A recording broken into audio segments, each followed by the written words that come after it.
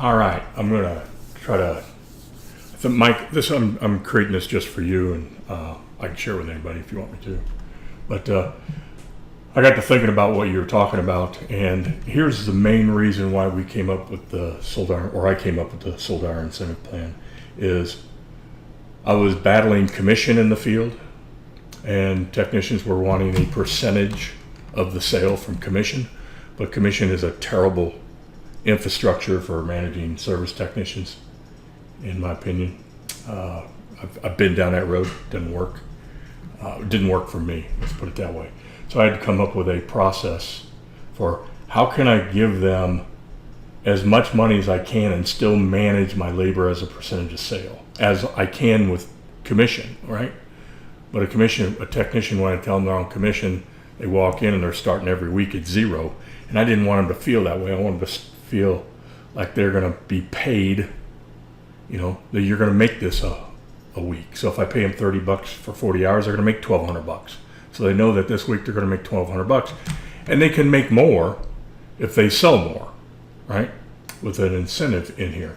Now at the same time, if I'm paying them $1,200 and they're bringing in $1,000 a week, obviously that's a problem, and I'll show you how I attack that, how we identify that here too.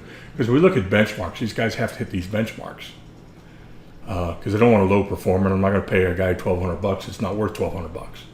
But I will pay a guy $1,200 and more if he's worth more. But I would need to cap my labor as a percentage of sale. And commission is the only way I know how to do that, is to cap their labor as a percentage of sale to make sure that labor doesn't exceed this process. So I had to incorporate the material part of this selling price to be able to do that. So this material here, this sale, this 8824, represents the material of 15% of the total sale. And that's done by doing equals this divided by 1 minus the 15, okay? And that's going to give me this selling price right here. So I know that 88 equals, I'll just do 8824 is my material cost. There we go. And what does that represent as a percentage of sale? Obviously, this divided by this is the 15% of sale. If you had the right stuff in there, it would. Okay, so I had to come up with, okay, let's have this and not make it a circular reference. So this is how come I created this process up here. Okay, so then down here, when I set my bonus efficiency, I never want for plumbing this to go over 20%. So I'm going to start my bonus efficiency. Let's say I'm a 37% efficient. That's low, but I'm going to say it's 3 hours a day. So I'm going to start this thing at 37.5. I'm going to go 32. Actually, what I want to do is I want to come to this level here and go 37.5, do 40, 42.5, and then 45. And cap it at 100, and then I'm going to scale this down to 35 and go to 32.5 and then go to 30. So there could possibly be a bonus range in here depending on what they're being paid. Now I want to cap this whatever their bonus amount is going to be. So I'm going to say at this first level I'm going to give you $5. Okay, so that brings in labor at 17.85% of sale, with a $5 bonus in here. So I'm keeping this under my 20% threshold by doing this. The math of how I want to make sure that we're clear about, I think you're getting wrapped around the axle about the true way to do this overtime. And I'm not saying that it's wrong or right. I'm just saying you're looking at it one way, I'm looking at it another way. But it doesn't matter because it's not about how I'm creating the overtime. I want to make sure I capture the labor as a percentage of sale and still be within the Department of Labor laws. Okay? So we're reading out of a different book, but that's okay. I just want you to know that the whole reason here is I want to make sure these guys are getting paid what they're worth. Okay? So if I want this guy to not exceed 20%, then I'm going to I got to keep my bonus level down. So if I put this in at 10, he'd at 17.39. I could move this to 13, and he'd be at 17.90. So I'm going to scale this up a little bit, or I could keep it flat, but I'm going to scale it up because they're doing more, so I'm going to scale it up a little. And then this one here, I'm going to give them 18 or $1. 18, and let's say it's 20. So I'm keeping my eye on this here, so I don't want labor as a percentage of sale to exceed 20%. In other words, here, if I put 40 bucks in here, labor is exceeding 20%. And that's not what I want to have done. So this is a sold hour incentive plan. Okay. The incentive here is I'm managing labor as a percentage of sale on this incentive. Okay. And I don't want overtime to then kill it.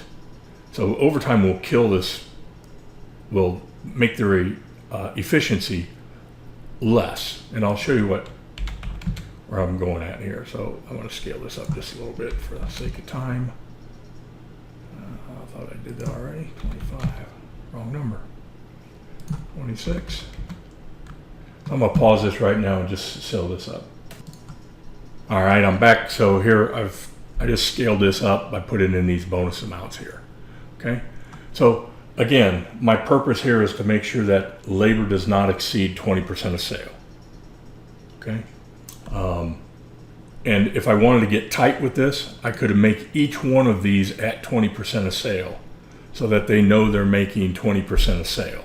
I could do that if I hit a technician that wanted to make 20% of sale because he come from a commission place, I could make this happen, and I'd be fine. Because if I take my pre-burdened labor amount and keep it 20%, and I add my 20% burden on top of that, I'm going to be at 24, and 24 is my target for plumbing. Now, HVAC is different, but for plumbing, it'd be 24%. And I'm going to keep my material capped here as well.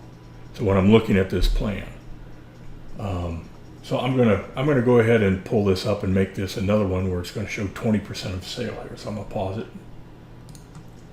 Okay, we're back, and now I just scale this thing up to where it's at 20%. I just kept it a point underneath the 20%, and then when they hit the 7th level, I put it at 20%. Because it's going to have pennies in here. I didn't want to jack with it. But anyways, so this is now every technician at 30% or above, they're going to get 20% of their labor is going to come in at 20% of sale. Now overtime will affect that. If they hit overtime and they're not as efficient with their overtime, it's still going to knock them back down. Okay, but it's not about. And I know you're getting wrapped around the axle here about how you could save more on doing overtime, whatever it is. And that's fine and dandy. The key here is I want to make sure that my technicians understand that this is a competitive plan with a commission plan built in based off an hourly plan. Okay, so I've mirrored these two to be the same as if they were being paid commission. So they can't argue that a commission structure, I'd make more down the road because I'd make 20% of the sale down here. So I stopped that conversation from happening between technicians by creating this plan to make this happen. I hope that makes sense. But that's the main reason why this program was developed, was to combat that process. So let's go here and let's just prove this out here again. And so these levels here, this shows me my labor as a percentage of sales. See, these guys here, they're over 20. So the guys that are killing me are 10 hours and less. And I can't have labor as a percentage of sale there. When I look at my P&L, I want labor to be no more than 24% of sale, fully burdened. Pre-burdened, I want it to be 20%. Okay, because I got a 20% burden on that. So this right here is what I've made sure these guys aren't, there's no bonus for these guys in these plans. You can see that there's no bonus up here. There's not even a bonus at this level here because he's right on the bubble for a bonus. But the guys that are kicking it in, their labor as a percentage of sale with a predetermined thought process that material is going to come in at 15% of sale. So when I can look at my labor at 20% and my material at 15%, I know that I'm looking for a 65% gross margin. And I can hit a 65% gross margin based off of my plan, no matter how poor the guy ends up. Now, if my material is higher than this. Let's say I sell a tankless water heater. There's only so many sold hours though, so the material percentage may be high, but it'll bring the labor percentage down low because they're only getting so many sold hours for selling that. You know, they're still only getting X amount of sold hours for the day, but they're still gonna be based off of, I'm protecting myself, even though that tankless water heater is probably going to be 28% of the sale. I'm protecting myself because now it's 15% of the sale here. Now, they'll benefit because they'll get more labor because of that, because they've sold more hours on that job, and that's cool. Okay. But I want to make sure that my labor, just because my material jumped to 28% of the sale, I don't want my labor to stay at 20%. My labor should have that yin to that yang. If my material jumps up because I'm selling higher end product, my labor should come down as a percentage of sale. So I've protected myself by making sure that, okay, we've got a stagnant piece here at 15% of sale, and this labor's going to play a yin and a yang based off of the material that the guy does sell on the job. Okay? If you job costed his job for the week, you're going to see that his labor is, if he sold a lot of tankless water heaters or commercial water heaters or, you know, high-end product, that labor is going to be lower as a percentage of sale. And that's fine with me because overall it's still going to come out to close to 65% of the job. It's not going to be exactly that much because it can get outrageous here if you've got some tankless water or commercial water heaters that cost $7,000. Its material's just going to spike up there. But that's okay that labor comes down as a percentage of sale on those high-end jobs. I don't want it to match the material cost. I don't have that much more labor in it like I would for a $800 water heater versus a $8,000 water heater. My labor's not going to go up 10 times. Okay?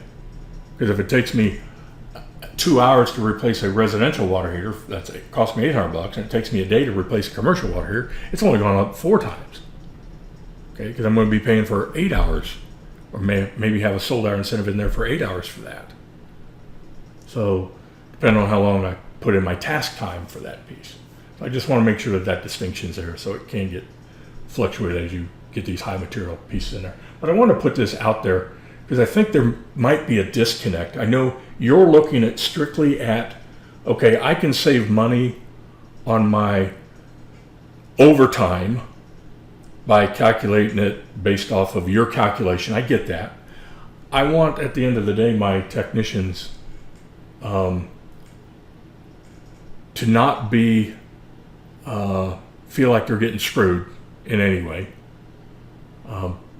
because they could be on a commission plan. Okay, and that comes up.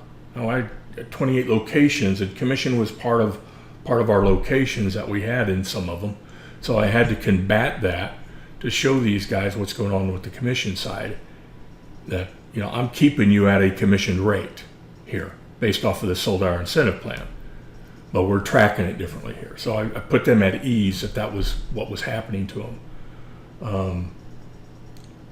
And that's kind of how I approached this project on this. And then I got with my labor attorney and I said, I need to make sure this is my overtime here and covers my butt.